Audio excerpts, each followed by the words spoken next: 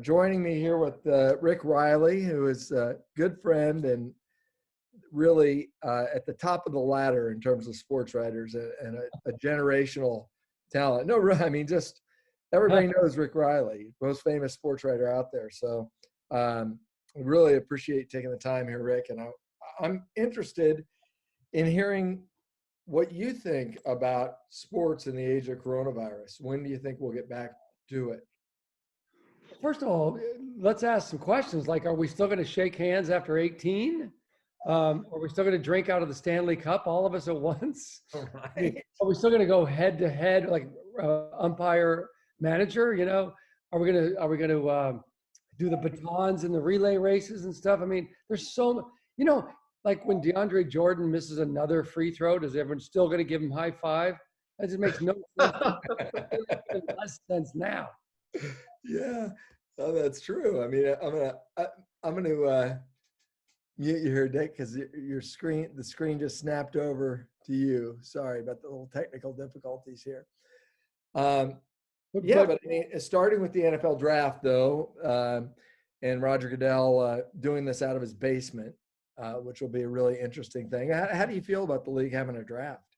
I want to have a draft. I want any kind of sports I can get, Sam. Yeah. I was walking the dog the other day, and 2 8-year-olds were throwing the football in the alley. Yeah. And I realized I stopped. I was kind of staring at them. I'm like, I like the kid's action. I like his spiral. I wish the redhead would catch it more with his hands and not so much in the body. And then I realized they were kind of looking at me, and then their mom was kind of looking at me like, I'm creeping out these 8-year-olds. I mean, I'm desperate. Yeah. I think they should have whatever they can do to give people something to watch, because there's nothing to do. I mean, I would love any sport without fans. There's been one time in the PGA Tour history where they played one round. I think it was in at Congressional.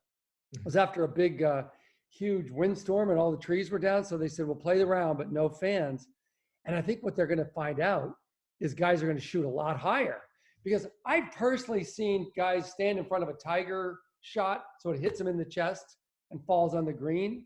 So, because he's their hero. Right. I mean, Arnold Palmer's fans used to wear a target, hoping Arnold would hit it, and so they could hit it back on the green. Those guys will be gone. Yeah. There's going to be no, half the time when a guy hits a bad shot, or more than half the time, the fans find it. They're going to be gone. A lot of times, most of the time when guys hit it in the rough is all padded down by the fans' feet. That's going to be a much harder shot now. And then a lot of times, especially with water holes, there'll be like water, the green, and then a big grandstand. Well, if you hit it in the grandstand, you get a free drop. And from there, it's an easy up and down. Those will all be gone. So yeah. I think guys will shoot, stroke and a half, 2 higher. What about the emotional component? The emotional component. I mean, we're always told at a golf tournament to be quiet and quiet, please, all that stuff. But do you think these guys get charged up doing this in front of people? I think it's overrated. I'm always reminded the greatest basketball game ever played had nobody watching. The Michael's team versus Magic's team, 1992, and I think it was Monaco. Mm-hmm. And they did shirts and skins. And they played the most incredible game ever, and nobody saw it. So they get up to win. I mean, watching the Jordan documentary, you can see how he is, fans or no fans. So I want any game. In fact, I would love to see NBA games without fans just for a while, because you'll be able to hear the announcer. So if there's some terrible free throw shooter, like, guy's a pathetic 17% free throw shooter, and the guy's like, I can hear you. It's not helping. Yeah. Well, you mentioned Jordan. What are your memories of covering Michael Jordan, and just some any interactions that stand out in your mind? Right away, I'm so glad that this documentary's out, because people don't realize what he was like. He had to win. He was incredibly the most competitive guy I've ever met, and I knew Elway, and I know Tiger. This guy's 3 times that. And the reason I'm glad that people, especially young people, are seeing this is they try to tell me LeBron's the equal of Jordan. But now they're seeing what he could do. there was nobody that could ever hang in the air, wait for 3 guys to fly by, duck under, turn it the other way, and put it in. LeBron's, I mean, to me, it's always been the difference between a piano player and a piano mover, because LeBron just moves people out of the way and dunks. I mean, Magic, I mean, Michael's only 6'6". He made the most incredible, and all done in the air. As Isaiah Thomas said, it's like he finds some other level in midair. My wife hadn't seen much of him, and she goes, it's like the guy's swimming through air. Now, LeBron James doesn't swim through air. He doesn't do this. It's an art form, what he did, that no one's ever been able to equal. And so I'm so glad people are getting to see what he was like on the court. Off the court, he could be kind of awful. He could just be awful to teammates. He could be awful to, especially rookies. You saw him driving that Corvette super fast. I can remember him. We'd see him go passing people on the shoulder at 110 miles an hour. He just lived balls to the wall all the time, and that's what made him great. But it was sort of an unhealthy obsession with winning. Interesting. Okay. When you think back to the NBA in those times, and even back in the 80s, Lakers, Celtics. David, I'm gonna put you on. I've got David here. I'm not sure who that is, but you're blocking the screen. Just mute yourself. Let me see if I can mute everybody. Mute all, and then I'm gonna unmute Rick. Oops. Sorry, Rick Reilly. There you go. You hear me? Okay, there we go.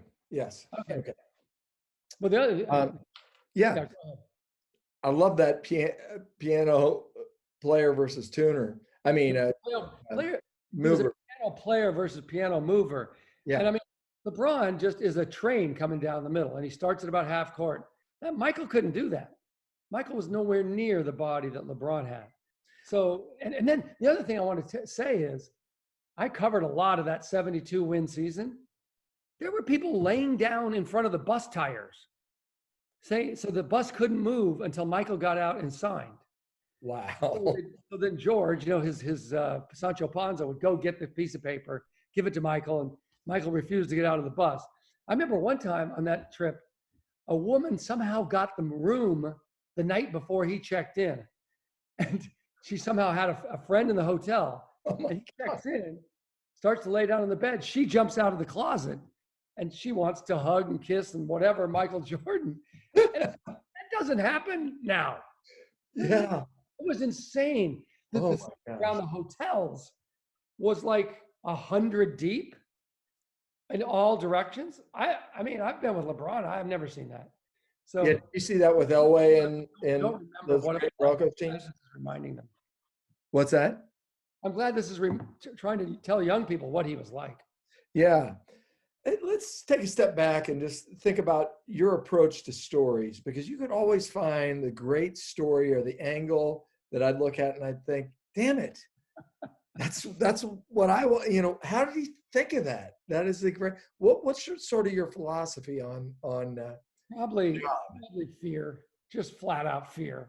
Yeah. When I got to Sports Illustrated, a guy named Doug Looney took me aside and said, look, they don't care what you have to go through. They don't care. I remember he said these exact words. They don't care if you have to hire a crazed Vietnam pilot to get you through the snowstorm to get time with Charles Barkley. You got to get it. And they don't care how much you had to spend, and they don't care how much time, but you got to bring them new stuff and fantastic stuff, and better than anybody else is writing it in the country that week, or you're going to get fired. Mm-hmm. And I really took those words to heart, and I got an ulcer. I was drinking coffee. I was scared. I wasn't sleeping. And I really worked so hard to try to find new angles. And eventually, I think I was 26 or 7 when I got there. Eventually, I calmed down and started trusting my instincts. But our deadline was 7 a.m.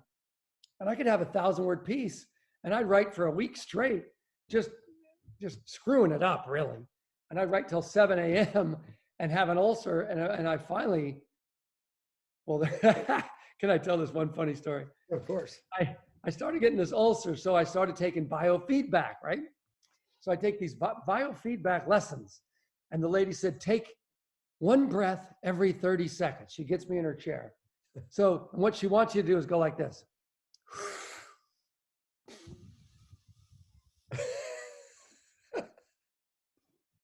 For 30 seconds, right? Yeah. And then take it another. And she always wanted you to spit out that last breath as a way to say, okay, we're starting a new one. So I'm 28 years old. I've just written the Boz book. And now I'm going to go on with Chris Berman live on ESPN in front of the whole nation, because this book is #2 in the country. And he's said that people had machine guns in the Oklahoma dorms, and there was all kinds of horrible things going on. And Switzer had no idea. And so I'm nervous as hell. I'm in my living room like you are now. And I got my IFB in, they got the camera guy, the sound guy. And I said, how many minutes till I go on? Dick Ebersol like this. And they go, 2 minutes. And I said, well, I'm going to take a couple of these breaths, right? So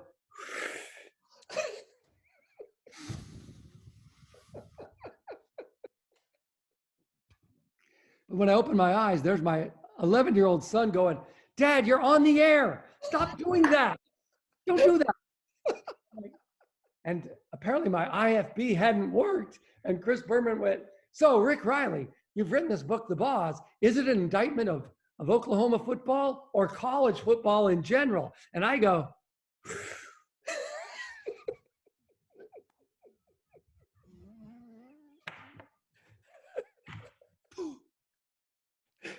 and then he thinks I'm going to give the greatest answer ever. He thinks I'm clearing my conscience and I've got to take a big breath. So he hangs with the 30 seconds. And I go, for another breath. Oh my God. And he goes, well, we know he's alive. We can see him breathing. Oh, that's classic. So that's probably. That is so good. Okay, you got to tell these guys a story about Sevi Ballesteros and just how, what a game, you know, the gamesmanship of Sevi. We've talked about this many times, and just. Well, people, I'm gonna put up a picture of Sevi, but people forget. I can't find it. People think Sevi was just such a great guy and he was so wonderful, but Sevi would do anything to win, right up to the edge of cheating, right? Like he wouldn't cheat, but he'd have guys at the greens tell him which way in Spanish the putt broke. And we called him Jingles because he always had change in his pocket whenever an American guy, especially at the Ryder Cup, got over a putt. And at the Ryder Cup that America lost in Spain, he was having his guys cut greens ahead of the groups without telling Americans. So they'd get to a green and it would suddenly be super fast and only his guys knew. So rest in peace. But he was a beauty. I remember one time we were walking along and he was yelling at his caddy. And he's like, I don't blame myself for I don't blame myself for all my mistakes today. I blame myself. But he goes, I don't blame you for the mistakes today. I blame myself for hiring you. And he fired the guy.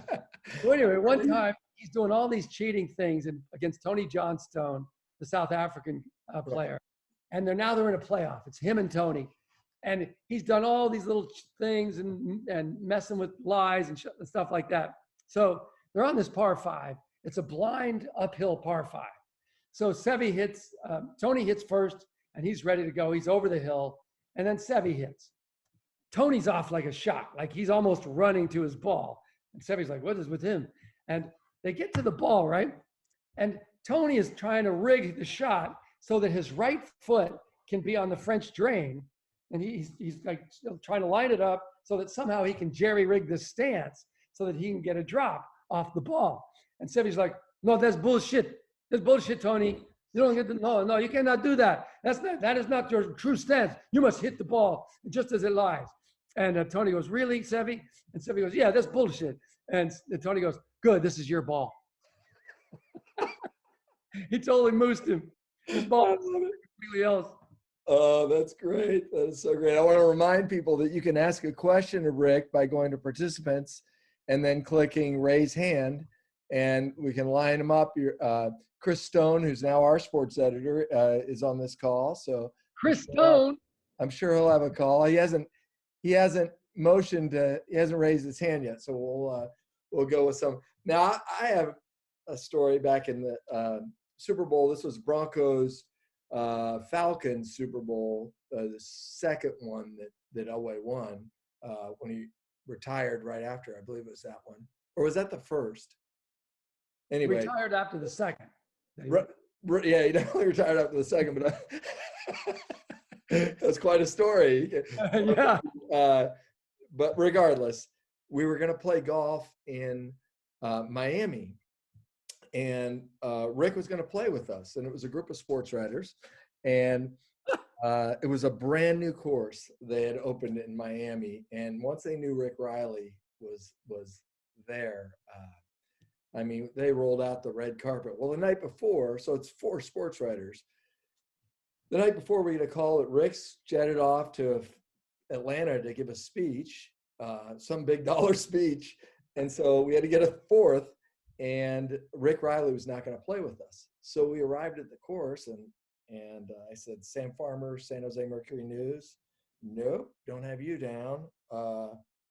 Brian Murphy, Santa Rosa Press Democrat. Nope, don't have you.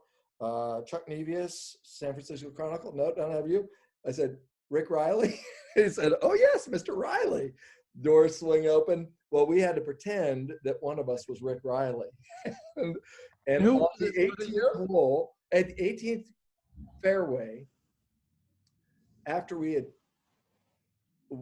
we felt so guilty because Brian Murphy had to introduce himself as Rick Reilly. You had your picture in the back of Sports Illustrated every week. We see the course general manager barreling down the middle of the fairway holding a Sports Illustrated. Oh, no. And and Murph doesn't look like Rick at all. So, Luckily. So Murph took a shot, and I said, good shot, Riles. Anything I could do. I scratched out Murphy on the card, and I wrote Reilly. He comes up with the Sports Illustrated, and he goes, boys, he said, Mr. Reilly, can I have your autograph? What'd he do? So he panicked, and he wrote Austin Murphy across, because he could write Murphy. He's Brian Murphy, Austin Murphy, another Sports Illustrated. He scribbled it right across your face. So you couldn't see. Oh, that's smart. Yeah. So he took a. Hey, that tells you how famous I am. They had no idea what I looked like. A year later, I was walking through it was actually the Ritz-Carlton in Jacksonville there at Amelia Island. And I ran into you, and you yelled across the lobby, Sam Farmer, how's my golf game? Because we had appropriated your identity. Okay, I was going to tell you one Elway Super Bowl story. Do you remember the first Super Bowl he won after losing all those games? Yes. Worse, he loses to the Giants. Packers, maybe, or Packers. 12.5 point underdogs. San Diego, Jack Murphy Stadium, the worst stadium in the whole country. Yeah. And he finally wins a game after just getting beat worse and worse and worse. And he does a helicopter play, right? And so he wins the game, and the confetti comes down. He does the trophy presentation, talks to all kinds of press out there, talks to family, friends. Now he comes and does the whole national press, does the local press. And by the time he gets back to the locker room, I'm the only guy waiting for him, me and the towel guy at Jack Murphy Stadium, just this old towel guy. And because I had till 7 a.m., everybody else was writing. And I'm like, John, I've known him since Stanford. Like, can you give me 5 minutes? I know you got to get good. He goes, I want to go to the party. Just give me 5 minutes. He goes, I'll give you 5 minutes. I'm going to take a shower. I'll talk to you when I'm dressing. That's it. So I said, thank you so much. So he goes in the shower, and it's me and the towel guy sitting there on the bench waiting for him. And he's like, yeah, woo, all right. And I said to the guy, I said, that's the sound of a guy getting the monkey off his back. He'd lost 3 times in the Super Bowl. He even kind of admitted he didn't think he'd ever win one. And that's the sound of pure redemption, just woohoo. And the old towel guy goes, oh, no, we ran out of hot water 20 minutes ago. That's great. I love it. That's really good. Speaking of Stanford, let's go to Tom Gilligan, Hoover Institution there. Is it Hoover Institute or Hoover Institution? He is the big kahuna up there at Stanford. Tom, or do I have you? Chris, is that you? Yeah, you. Okay, I'll get Chris. and then I'll go back to Tom Gilligan. Sure. Stoner. Spokes. Does anyone call you Spokes anymore? No, do you know why they called me Spokes? You tell the world why they call you Spokes. Well, when I was just like a sophomore in college at the Boulder Daily Camera, I was dying to get a byline. All I did was take in scores, 100 deep swimming girls scores and stuff. And so why don't you let me cover the Red Zinger Bicycle Classic? I'll cover the Red Zinger. We really need to cover this. And they're like, what the hell is it? And it was pretty good. It had Lamont and everybody. And I begged so often, they started calling me Spokes. And then they finally gave me the assignment. And I don't know how that's followed me to this day. So anyways, my question has to do with the Jordan documentary. And I see Dick Ebersol in the square beneath me. I hope that he'll ask a question later so he can take the opportunity to share his own thoughts about it. But Rick, this is one of those Sports Illustrated questions. I often ask these questions already knowing the answer, but this is an instance where I genuinely don't know the answer. A little background, Jordan stopped speaking to Sports Illustrated in 1994 when we did that famous cover when he was trying to play baseball back at Michael. And he took it seriously. He didn't speak to anybody. The guys who covered the league, and they were covering him all the time, Phil Taylor and Jack McCallum, he would still be friendly to them and he would talk to them. But the second they said, hey, is this the day you go on the record with us? And he would always respond the same way. Can't do that, dog. Can't do that. But in 97, 98, you went on the road during The Last Dance. It was 97, 98, right?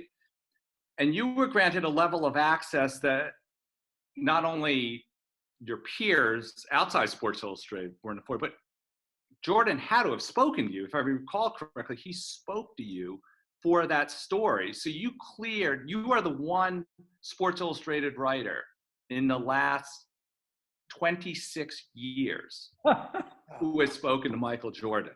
Okay. How did you negotiate that access? How did you get him to drop his, embargo against speaking with us that still exists to this day? He wouldn't drop it, but I did a column on his bodyguard, an ex-Chicago cop named Gus. And he loved this column, and Gus was dying. And Gus did die.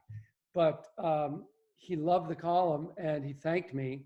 And then from then on that whole road trip, I think it was 10 days or something, he would go in the trainer's room, close the door behind him, then open it a little and talk to me through the crack in the trainer's door, because he didn't want other reporters to see that he'd broken the embargo. Because Jordan will hold a grudge 100 years after he's dead. And so he really didn't want people to know he was kind of breaking it. And so he gave me good stuff. And I think it was because I had written about his bodyguard. But have you heard the story that Wright Thompson tells about Jordan? So Wright Thompson did this incredible story for Jordan's 50th birthday. And he said he got this story that whenever he's here in LA shooting commercials, there's this woman that he makes her homemade brownies. And apparently they're incredible brownies. And so he always calls her and she comes to the set and brings the homemade brownies, about, 12 brownies. When they call Jordan to the stage, Mr. Jordan, we need you now. He spits on all the brownies, covers the brownies in his own spit so that no one can steal a brownie. And you saw that in his Hall of Fame speech. Do you remember his Hall of Fame induction speech? Of course, yeah. He's like, Dean Smith, you wouldn't let me be on the cover with Sam Perkins and James Worthy because I was a freshman. I really burned me. That lit a fire under me. Then he finds the guy who made the team as his high school varsity instead of him. You really burned me. Then he finds Pat Riley. You wouldn't let Charles Oakley come out to play golf with me or something when we played the Knicks. Then he finds his own son and says, boy, I'd hate to live up to that name. You're like, dude, you won everything. How come you're such a sore winner? Well, it's over. Why can't you let it go? But he just can never let it go. Oh, that's great. Amazing. Thank you, Chris. It is a little note that I was a race marshal at the Red Zinger when you were covering it. And Sacred Heart. Older. I was at Sacred Heart of Jesus junior high school after you, and as you know, so trying to follow in your footsteps. We talked about Stanford. Tom Gilligan's here. Tom. Sam, how are you? Great seeing you, buddy. Nice to see you. You look great. Yeah, thanks for putting this on. We appreciate it. Rick, who's your caddy? Great book. What a stunning book. Thank you. Best chapter is the one on John Daly. John Daly's a character. He had a post out today thanking God for America, for President Trump, and advising people on how to get through this pandemic, which was drink a bottle of Belvedere and a Diet Coke. Right. Could you tell us why is John Daly the way he is? Well, let me start with who's your caddy and John Daly. So I was his caddy for a little 2-day tournament out in Cape Cod, and I decided to start counting how many Diet Cokes I was supposed to bring him. So in one day, I brought him 22 Diet Cokes, and I think I had to go buy 3 packs of Marlboros. So he's addicted to everything. He's addicted to Diet Cokes, smoking, gambling, drinking, tranquilizers, red meat. It's like being in the centerfold of psychology today with John Daly. And then the most amazing thing was women would come up and good-looking women would come up and give him their number. And I said, well, what is with you? You're kind of dumpy looking and you got all these troubles. He goes, I know. They all think they're the Red Cross. They're all going to help me. And believe me, he got more women just from being a mess. And I'll never forget, we were driving from Cape Cod back to Hartford for the next one. And his real caddy's driving, and he has this thing for McDonald's. So we've already pulled over twice for McDonald's, and he always gets the supersized Coke. So the caddy's got one, he's got one, and I'm in the back seat, and I'm interviewing the guy. And this is a true story. And he goes, and now he's out. There's no more Diet Coke in his cup, but he has to relieve himself. But he's always late, and he never wants to stop. So he relieves himself into the Diet Coke, right? Puts the cap back on, puts it back. Now we're driving along. The caddy wants to look at something. While the caddy's looking out the window driving, he switches the cups. He switches the cups. And I'm like, holy Jesus. And the caddy reaches to grab his Diet Coke, and it's hot, and he's like, oh! Apparently he'd had his son do it before. And then, for some unknown reason, he pulled out his member to do it some more, and I was amazed because, I mean, I don't know if you remember the old delis where they would hang the Hebrew national sausages. This thing could knock down doors for the LAPD. It was unbelievable. And he goes, that's why they call me Long John Daly. And I mean, how are you not going to put that in the book? That happened. So how did he get among the places I thought this wouldn't go? Yeah. Oh, and it gets worse. Every story with Daly gets worse. I mean, I left out a lot of bad stories, but I think John Daly always sought the approval of his dad. That's funny. And he would started drinking when he was 8, and his dad never had time for him. I can remember he'd show me shards of glass in his hand that were in there permanently. I said, where'd you get those? Punching the mirror. Wow. He would punch mirrors because he hated himself so much. And he's never quite beat it. Hey, Tom, Hoover institution or institute? Either way, I'm in an institute. Yeah, right. I'm institutionalized. That's the way to think about it. And are you in the Hoover Tower? Only when they don't let me out. I'm kind of like Rapunzel. I scale down the edge of the tower every chance I get. That's awesome. Great seeing you. Thanks for the question. Funny about Daly, he didn't think Casey Martin should get a cart. You remember Casey Martin? And all of a sudden he gets a cart. Oh, geez, I got arthritis. What happened to golf? Part of golf is walking. What happened to all that? Yeah, I remember last year at the Masters going out to the Hooters and doing something with him. I had to buy a T-shirt. I had to buy a John Daly T-shirt. It said Daly Daily. I gave it to my son to get an interview. So I actually paid for an interview by buying one of his T-shirts, and then he was great though.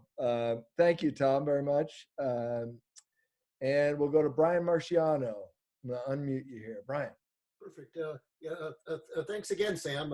As I said, it's you should get like a medal maybe from Zoom for having this. Right. It's really good. And Rick, Thank you. Yeah, I can remember you mid 80s, Sports Illustrated. I think before that you were in Denver. Maybe two questions, like who's the most memorable person that you've met, and then maybe the most memorable event, and maybe even a little different, like is there a person that's not famous or something? There's a lot of questions there. You can go many different directions. Sam, can he have that many questions? Yeah, I might be breaking the rules. He's a frequent flyer, so Okay. he's The most memorable guy by far that I've ever met is Barkley. Charles Barkley is so funny and so smart. Like, he has a photographic memory. So like, I can remember being with him because I wrote a book with him and did a lot of stories with him. And these two young women, maybe 21, come up to him somewhere. And they're like, Charles, you don't remember us? And he goes, yes, I do. Yes, I do. After the game in Salt Lake, and I signed a visor for you, and I signed a little basketball for you, and you're Amber, and you're Bree. And it was all true. wow. And he was so funny. I remember at the Barcelona Olympics, we'd go out every night, and I'd look behind us, and there'd be 100 people following us, and he didn't care. I mean, you've been with him have you ever been with him at the Lake Tahoe thing? Yeah. He gets to the table in the casino, and he just starts pouring Patron shots, and he gives out plastic cups. And I played with him the next day, and I think I said, how was your bar bill? 12 grand, $12,000. I can remember. And the only thing about Barkley is you can't rub his head. Never rub his head. He hates that. Like, he's the most wonderful guy, friendly to anybody, treats the guy that cleans the hotel the same as the guy that owns it, unless you rub his head. And then he gets really mad. And I remember once he was in the paper that he'd thrown a guy through a plate glass window in Orlando. Do you remember this, Sam? No, I don't remember that. Window. And I'm like, Charles, what happened? Was he rubbing your head? He wouldn't stop rubbing my head, Rick. It was terrible. It was terrible. I said, well, he's going to sue you for 100 grand. You've got to apologize. No, I ain't apologizing. Well, do you have any regrets? He goes, well, I guess one regret. Well, tell him that. What's the regret? He goes, I wish we'd have been on the second floor. Oh, that's fabulous. Oh, that's great. I think he's the best analyst I've ever seen on any sport. Yeah. Yeah. He's fantastic. And a genuinely nice guy to people. People come up to him and all the time. Yeah. He's just really, that's not how Michael or Tiger is. I remember Michael Wilbon was with them. They were having lunch or something, and somebody came up to the table, and Mike kind of went like this, and Charles said, "Don't ever do that. Everybody's watching how I react when somebody comes up to the table." And he was always great. He'd always give me advice. I mean, I'd go through some hard things, and I go, I don't know, man. Maybe I should just apologize and change my whole opinion on it. He goes, Rick, that's the dumbest thing you can do. Because half the people hate you now for saying this, and you change your opinion, the other half going to hate you. You're gone, which is totally true with him. He always do it no matter what. That's a great point. Okay. Thank you very much, Brian. We'll go to Jim Jacobs. Jim. Thanks, Sam, and thanks for hosting these Zoom chats. They're very cool. And Rick, thanks for joining us. As a lifelong Packer fan, I really enjoyed your telling that story about John Elway beating the Packers in the Super Bowl. Sorry. So thanks for that. My question, though, is about Lance Armstrong. And looking back, I was just interested in your thoughts. Has your perspective changed over the years? What is your take today on that whole thing with him and the doping and the disqualification? I think he's a liar. I think he's a dick. I completely trusted the wrong guy. I mean, I think of his 7 titles, I probably covered 4 of them at the Tour de France. And I kept hearing the same rumors everybody else was hearing. And so I'd ask him and I'd ask him and I'd ask him. And he'd say, no, it's the jealous French and it's the jealous English press and they're making this shit up. And so, I mean, he even won a judgment. He even won a judgment against the Times of London. So I was like, I guess he's telling the truth. So then, as I got to know him really well, I said, look, if you're cheating, just tell me and I'll go home and I'll find a different column. You can just tell me off the record and I'll just forget this whole thing. And you can go on lying to everybody else, but don't lie to me. And he goes, I swear on my kids, I'm not lying. And then he just admits he was completely lying. And worse than that, he's about to go on Oprah, I don't know if she's ever been on a bike, and tell her. They don't call her spokes. He might, what? They don't call her spokes. Yeah, exactly. So 5 minutes before he's going to go on live with Oprah, he sends me a text and it said, sorry, dude. I mean, he lied to me for 14 years. Wow. And I texted back, sorry, dude, isn't even 14 letters. Yeah. You lied to me for 14 years. Wow. And then he had the nerve to call me up and did I want to write his next book? I'm like, poor Sally Jenkins is getting murdered for writing the first two. You think I'm going to jump back in that hellish fire? I mean, he's not just a liar, but he's really arrogant about it, Mm-hmm. Other guys have cheated. A-Rod cheated. Guys cheat and come forward and say, I cheated, you got me. He made some it made the field even, we were all cheating. I just think he did it so poorly, hurt a lot of people. Yeah, thank you. Wow, that's infuriating. Thanks, Jim. We're going to Charlie Ebersol. Charlie, how you doing? Thanks, Sam. How are Rick, you? it's very good. Very good. I love this. This is like the best Tuesday tradition. I have to figure out how to continue to bribe you onto this. Where are you? I'm in San Francisco, although it's pretending to be LA today. So we're just pretending like it's okay to be outside on our own in our house. You couldn't quarantine in Maui with your dad? Well, I was with my father up until the moment the quarantine started. I flew home to be with my wife. So second fiddle to my wife. Two things. One, there's an anecdote that I thought of when you were talking about Charles that I wonder if you remember. When my dad had his heart attack in '95, the San Antonio All-Star game, there was a commissioner's party or an event, and you and Charles were having that conversation, and I walked up to say hello to him and meet you because I collected all your articles. It was my favorite thing was when SI came out. I actually still have a folder. I tore out every one of your articles and keep them in my childhood bedroom. But I walked up and Charles, as I'm introducing myself to you to say hi, Charles grabs my shoulder and says, call your father and tell him he can't die because I'm about to retire and I need a job. And I was like 13 and my dad was legitimately in the ICU and I was like, holy crap. Wow. I've always, sorry. I was going to tell you one story about him with my son or my daughter. She was 4 years old and somehow we met him for lunch or something. And she kind of had starting to get the idea of who he was. So she said, are you Charles Barkley? And he goes, yeah. And she goes, are you mean? And he goes, not till 7:30.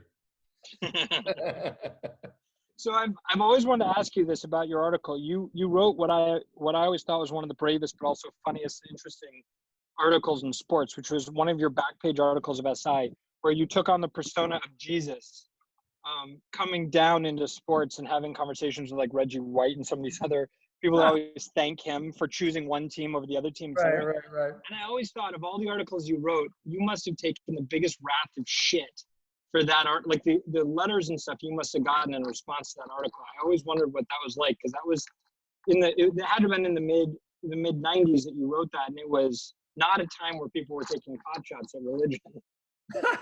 Well, it was just ridiculous.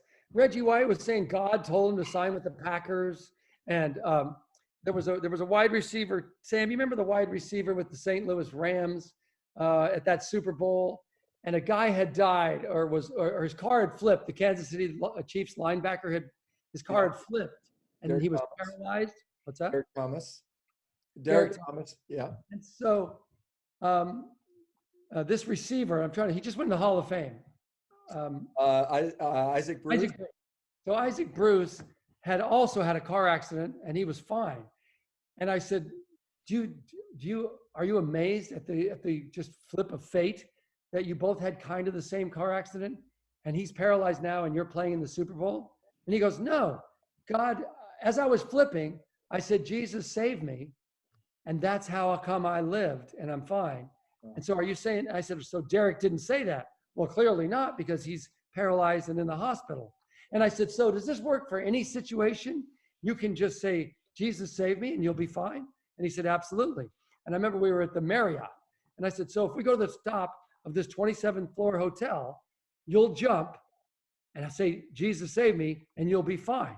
And he goes, I guess. I said, well, let's go. And he chickened out, of course.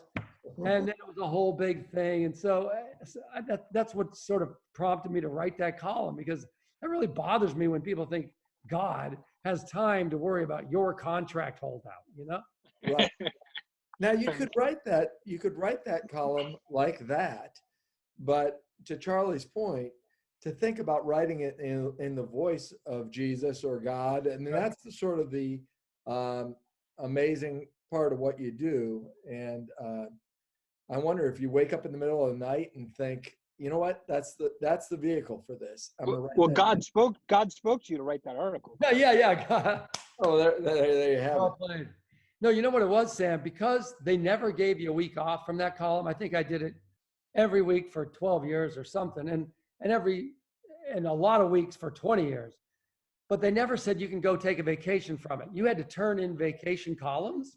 So I would keep a list in my computer of all kinds of ideas, because the problem with that column was it didn't come out till Thursday. Sports happened on Saturday and Sunday. You have to find something completely different that nobody else was going to do. Not you, not Plashke, not Osler. Nobody else was going to do around the whole country. So you really had to have interesting ideas.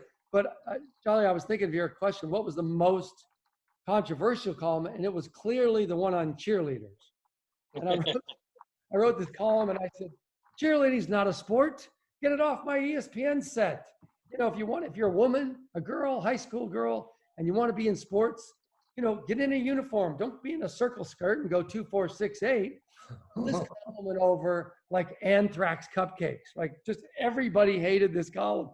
And I would get emails like, I want you to know, Mr. Reilly, I purposely wrote this in a difficult to read font.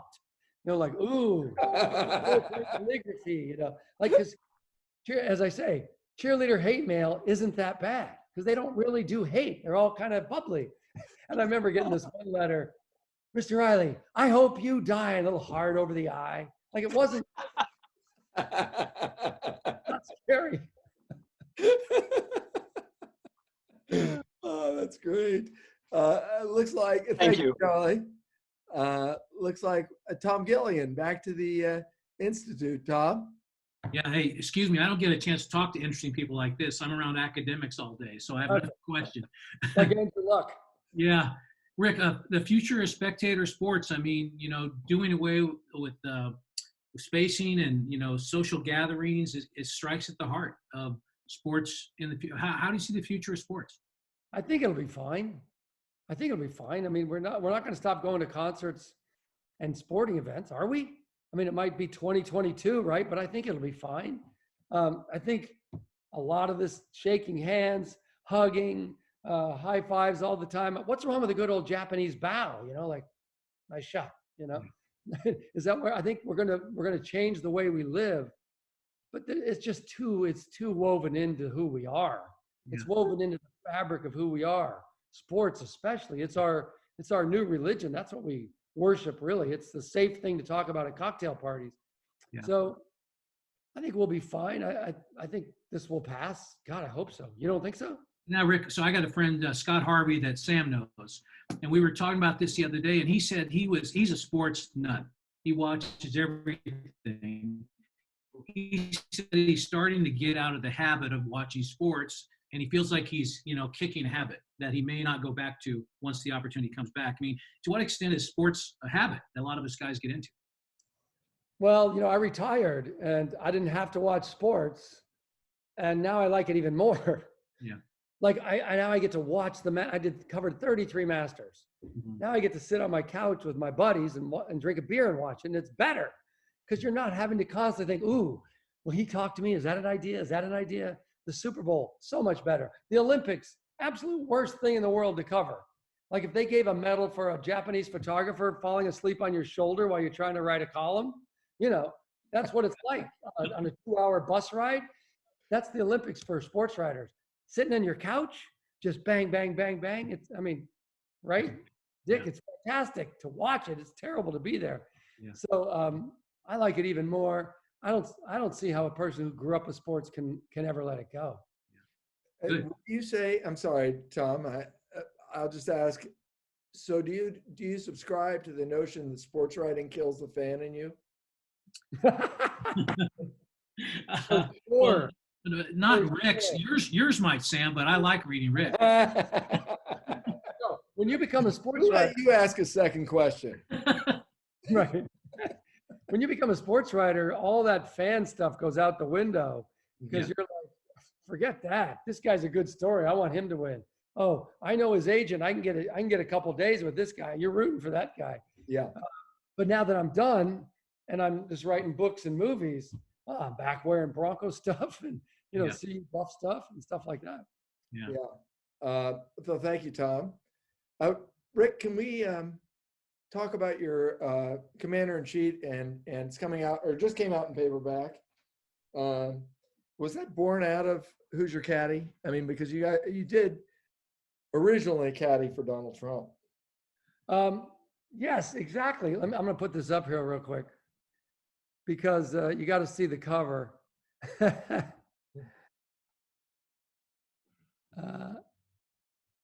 Hell, I can't find it. Here it is. There you go. Oh yeah, Oh, there it is. Very nice. Okay, so this, you and I, we've known Trump forever, right? And he was always full of it, but he was a great quote. He was really charming, but he told crazy lies like, he's a 3 handicap and, he almost made a hole-in-one the other day. And I just signed Doug Flutie to the USFL and the owners have agreed to pay his salary for me. Remember that whole canard? It was always crazy with him. But so fine, I'm retired. I'm living in Italy for 3 months and he starts getting on the campaign trail. Now, for Who's Your Caddy? I mean, we played golf. He used to say, "You're my favorite sports writer. Show him, Marla." And Marla Maples would pull a column out of her purse. Like, look, this is, so I said, okay, this is a setup. And the setup was he wanted me to write about him. So I said, well, how about for this caddy book? He said, great. Well, he didn't like the chapter, but he cheated. He must have taken 7 mulligans. And he took the first ever Gimme Chip In, which I've never seen in my life. But Gimme Chip In. I'm like, did you just take a Gimme Chip In? Oh, I never missed that. I'm like Edward Scissorhands, you're a terrible chipper. But by then he's off in his super turbo cart. And so anyway, I'm living in Italy and he starts campaigning on the promise, look, I'm a winner. I've won 18 club championships against the best players in the club. I don't get any strokes. And I'm like, you liar. You already told me how you did it, which is whenever he opens a new course or buys a new course, he plays the first round by himself with Melania in the cart. And unless she suddenly plays great, he's going to win, right? And that's the first club championship. Oh. If you ever go to any of his clubs, the wall starts with Donald Trump. The course isn't even open yet. The course wasn't open for 2 years. The first 2 years are his. Oh my God. Like, how much of this other stuff is he saying is a lie? So the paperback came out 2 weeks ago. There were so many stories, Sam, after the book came out, that I had to roll up my car windows. People were just telling me stories. And so I wrote a whole new chapter. And there's this great story in the new paperback. He's playing a scramble with Bill Clinton, Mike Bloomberg, and Giuliani. They're a team. So a scramble is a game where you all 4 hit, you go to the best ball, you all 4 hit, you go to that best ball. And so they were doing terrible. They come in, Trump is mad, right? And so he talks to this guy, Timmy O'Neill, who's running the thing at Trump Westchester. And he says, Tim, I won low individual net today. Give me a trophy. And Tim was like, individual net? What are you talking about? It's a scramble. There's no individual anything. He's like, I won individual net. Give me a trophy.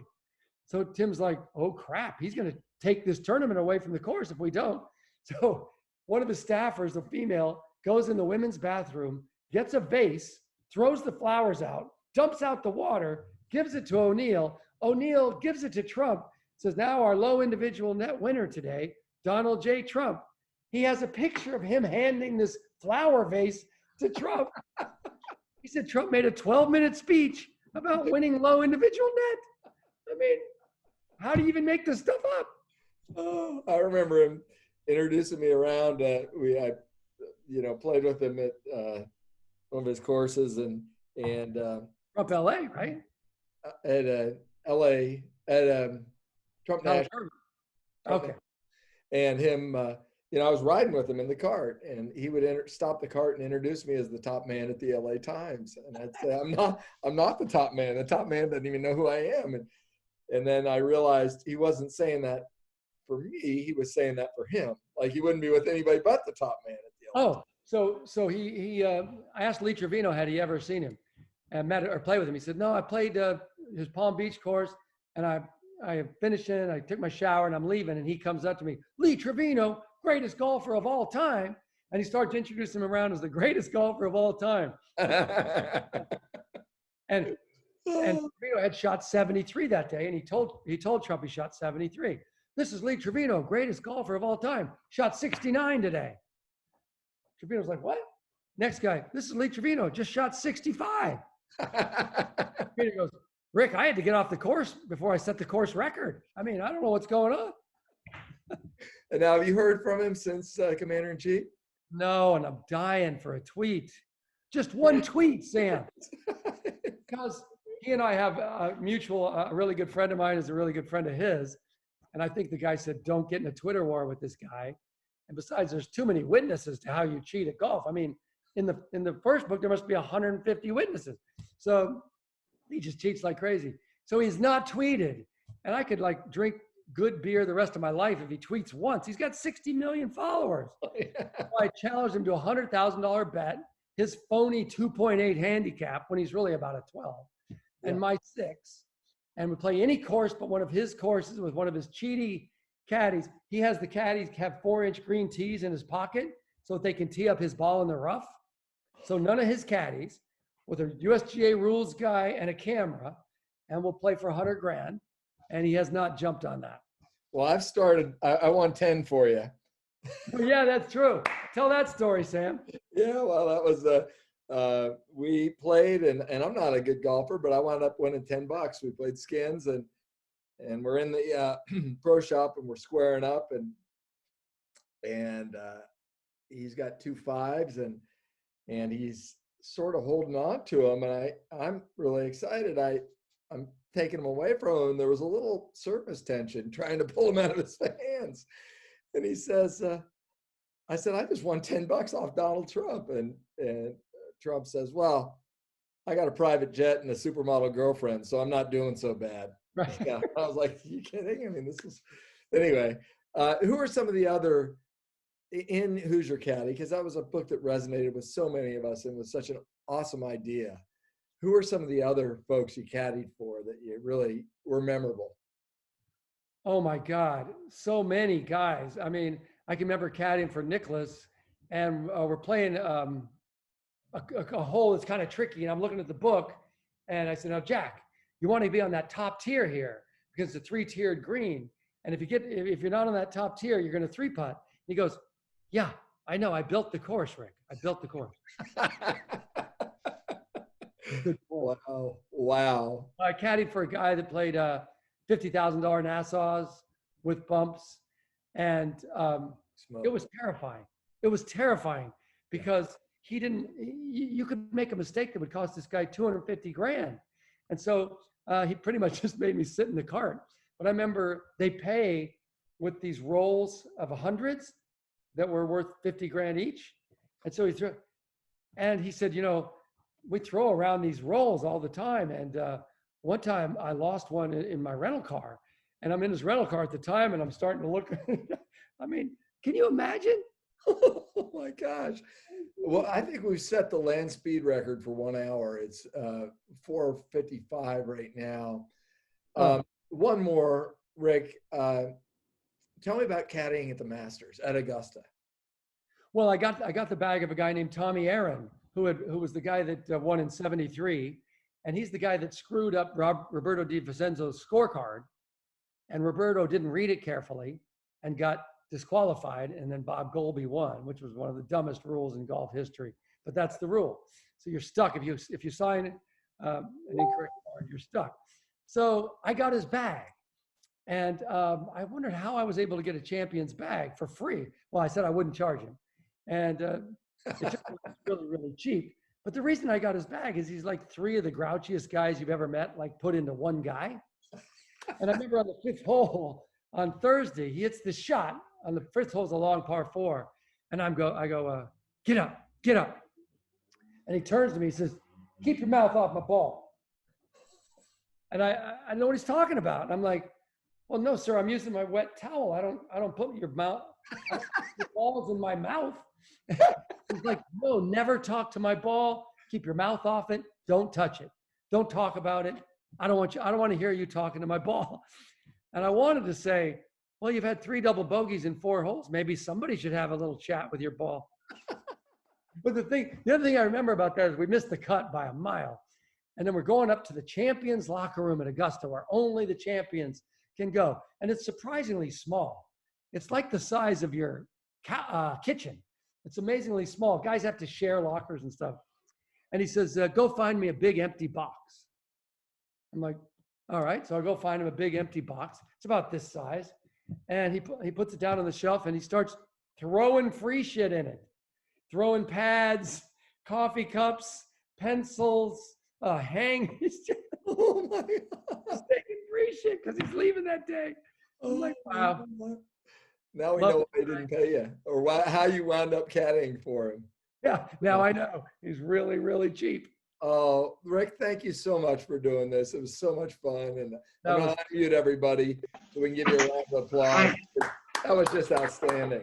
Thank you, guys. Thank you. So much fun. I'm like, what else do I got to do? Yeah, that was great. Riles, thank you, buddy. Thanks, guys. Thanks, Rick. Thank you. Thanks, Sam. Thanks, Sam. Yep.